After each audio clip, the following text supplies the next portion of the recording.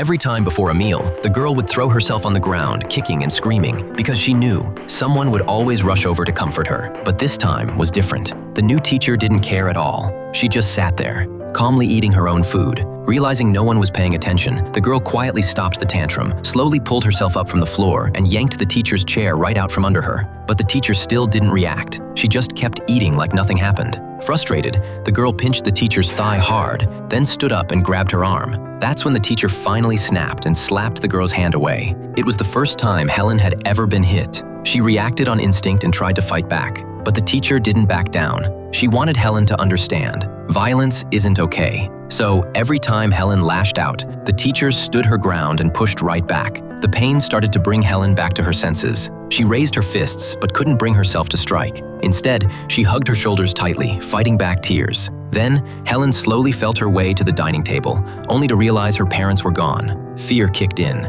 She rushed to the door, trying to escape, but it was locked tight. The teacher quickly brought her back to the chair, but Helen broke free and crawled under the table. The teacher wasn't having it. She dragged Helen out and sat her back down. It became a game of cat and mouse. Helen would run, and the teacher would pull her back. They went back and forth like this, again and again, until Helen was completely exhausted and finally stopped fighting. That's when the teacher seized the moment and began guiding her, feeding her one spoonful at a time. But for Helen, utensils meant nothing. She still grabbed the food with her hands, screaming and stomping like a wild child. So the teacher reloaded her plate and patiently tried again, teaching her how to eat with a spoon. But as soon as Helen got the spoon, she threw it to the floor in a rage. The teacher didn't flinch. She held Helen down and made her pick it up, then led her back to the table to try again. Then came the next round. The teacher brought out a whole pile of spoons. Helen threw one. The teacher handed her another. She threw that one. He handed her the next.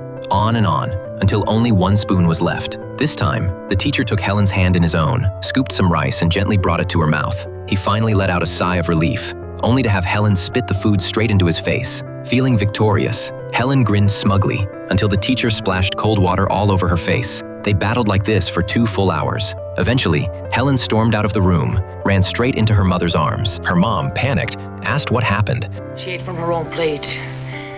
She ate with a spoon, herself, and she folded her napkin. But when she heard the answer, her face lit up with joy. She never imagined her daughter would ever learn how to eat by herself. This little girl was Helen Keller, and this was one of the most defining moments of her early life.